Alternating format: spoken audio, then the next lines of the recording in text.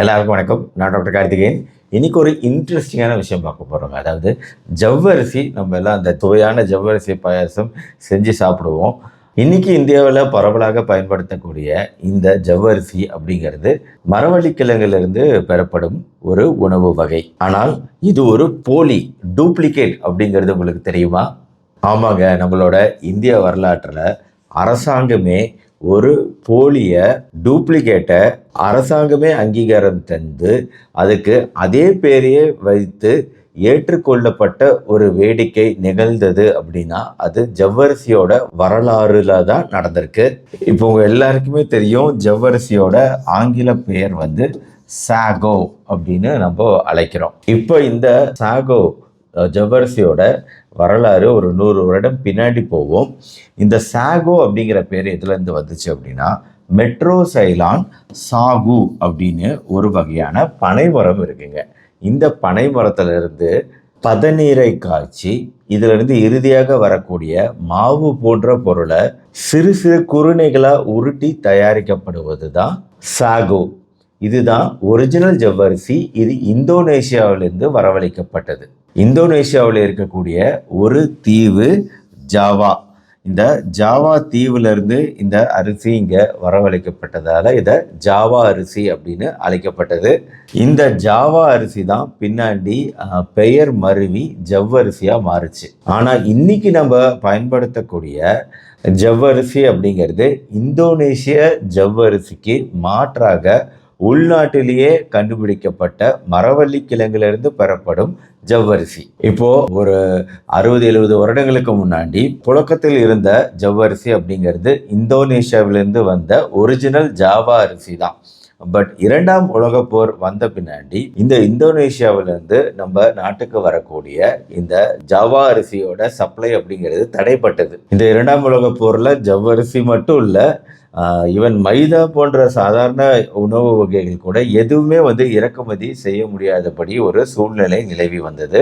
இந்த சூழ்நிலையில தான் சேலத்தை சேர்ந்த மாணிக்கம் செட்டியார் அப்படிங்கிறவர் மைதாவுக்கு மாற்றாக, நல்லா புரிஞ்சுக்கணும், மைதா மாவும் அப்போது தேவை இருந்துச்சு. மைதாவுக்கு மாற்றாக கேரள பகுதியிலேருந்து இந்த மரவள்ளி கிழங்கை வாங்கி அதை மாவாக்கி வித்துட்டு இருந்திருக்காரு மைதாவோட பிளேஸில்.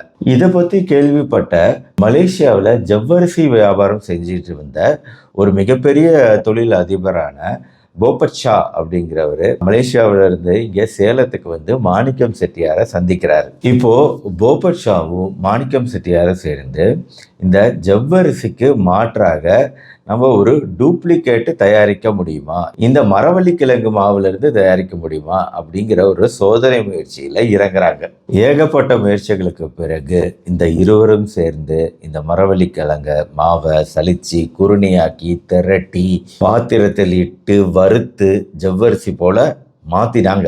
வெற்றிகரமா அதை ஜவ்வரிசிக்கு இணையான ஒரு பொருளையும் உருவாக்குனாங்க. ஒரிஜினல் ஜாவா அரிசிக்கு இணையான ஒரு பொருளை உருவாக்குனாங்க. இப்ப சேலத்துலதான் இதோட உற்பத்தி முதல்ல உலகத்திலேயே தொடங்கப்பட்டது அப்படின்னு சொல்லலாம். ஏன்னா மரவள்ளி கிழங்குலேருந்து உற்பத்தி செய்யப்பட்ட ஜவ்வரிசி அப்படிங்கிறது முதல்ல சேலம் தான், இந்தியா தான் இதோட பிறப்பிடமாகவே இருக்கு. அது பிரபலமாகவும் ஆக ஆரம்பிச்சது. ஏன்னா 2 அரிசிகளுக்கும் இந்த ஜவ்வரிசிகளுக்கும் இடையில சுவை ரீதியாக எந்த ஒரு வித்தியாசத்தையும் உணர முடியல மக்களால். அதனால பிரபலமாகிட்டு தான் வந்துச்சு. இந்த மரவள்ளிக்கிழங்கு ஜவ்வரிசி அப்படிங்கிறதும் மிக வேகமாக விற்கவும் ஆரம்பிச்சது. ஆனால் அப்போவே அசல் ஜவ்வரிசியை இறக்குமதி செஞ்சுட்டு வந்த வியாபாரிகள் கேஸ் போட்டாங்க. இந்த மாதிரி போலி ஜவ்வரிசி தயாரித்து விற்கக்கூடாது, அது மக்களை ஏமாற்றுவது அப்படின்னு சொல்லி கேஸ் போட்டாங்க. அது உண்ண தகுந்ததல்ல அப்படின்னும் அவங்க கேஸில் போட்டிருந்தாங்க. அதனால் இதுக்கு தடை விதிக்கணும் அப்படின்னு சொல்லி கேஸ் போட்டாலும் இவங்களும் நீதிமன்றம் வரைக்கும் சென்று போராடி இது உண்ண தகுந்த ஒரு பொருள் அப்படின்னு நீதிமன்றத்தோட அனுமதியும் பெற்று தடைகள் தளர்த்தப்பட்டு மரவள்ளிக்கிழங்கு மாவையுமே அதிலிருந்து பெறக்கூடிய விஷயத்தையும் சாகோ அப்படின்னு அழைக்கப்படலாம் அப்படின்னு சொல்லி அதை விற்பனை செய்ய அரசு அனுமதியும் தந்தது.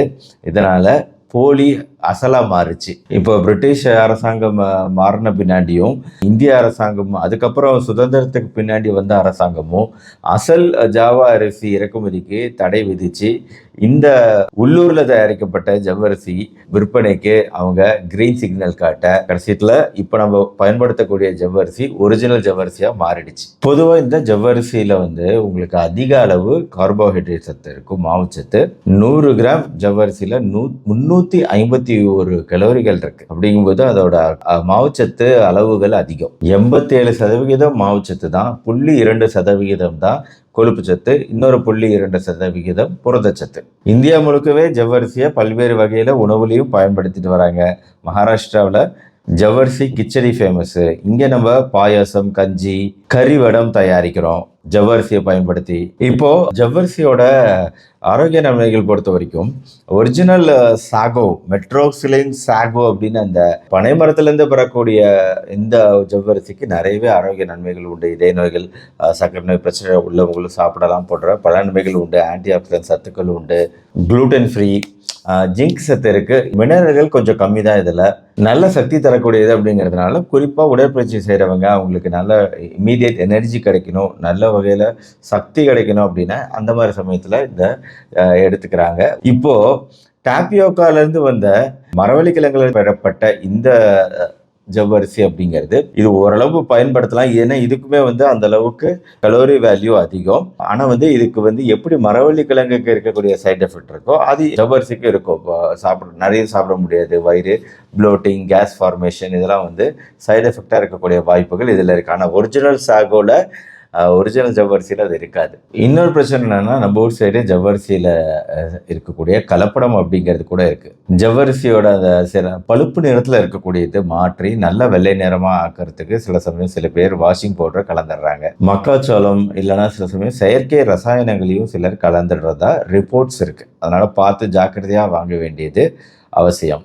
இப்போ பொதுவாக வந்து சாகோவுக்கு வந்து மற்ற தொழிற்சாலைகளில் நிறையவே அதுக்கு பயன்பாடுகள் உண்டு. திக்காக்கும், உணவுப் பொருட்களை திக்காக்கிறதுக்கு, அடர்த்தி ஆகிறதுக்கு, திக்னஸ் கூட்டுவதற்கு போன்ற பல்வேறு விஷயங்களுக்கு இது பயன்படுத்தப்படுது. பட் நம்ம நார்மலாக ஜவ்வரிசி அப்படிங்கிறத எடுத்துக்கிறது அப்படிங்கிறது இந்த ஆடிக்கு ஒரு தடவை, அமாவாசைக்கு ஒரு தடவை அப்படின்னு ஒன்று சொல்லுவாங்கல்ல, அந்த மாதிரி தான் ஜவ்வரிசி பொறுத்த வரைக்கும். அவ்வளோ எடுத்துக்கிட்டால் போதும், அதிகமாக எடுத்துக்கணுங்கிற அவசியம் கிடையாது. ஏன்னா அவ்வளோ ஒன்றும் பெரிய சத்துக்கள் கிடையாது. இதில் தீமைகள்னு பெருசாக சொல்ல முடியாது அப்படின்னாலும் சத்துக்களும் ரொம்ப பெருசாக கிடையாது.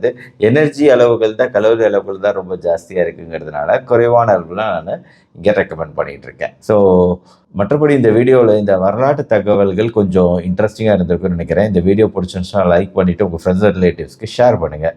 மறுபடியும் நாளைக்கு இன்னொரு இன்ட்ரெஸ்டிங்கான மருத்துவ தகவலோடு உங்களை மீட் பண்ணுறேன். நன்றி, வணக்கம். தமிழர்களோட கலாச்சாரத்தோடு ஒருங்கிணைந்த ஒரு பழம். அதே சமயம் இன்றைக்கி வந்து நிறைய எதிர்ப்புகள், அதாவது முக்கியமாக சர்க்கரை நோயாளிகள் வந்து இந்த பலாப்பழம் சாப்பிடக்கூடாது, இது பயங்கரமாக சர்க்கரை அளவு ஏற்றும் அப்படின்னு சொல்லிட்டு ஒரு பெரிய ஒரு விஷயம் போயிட்டுருக்குங்க. நான் ஏற்கனவே சொல்லியிருக்கிறேன். இன்னொரு வாட்டி இந்த வீடியோ மூலமாக நான் என்ன சொல்ல வரேன்னா, பலாப்பழம்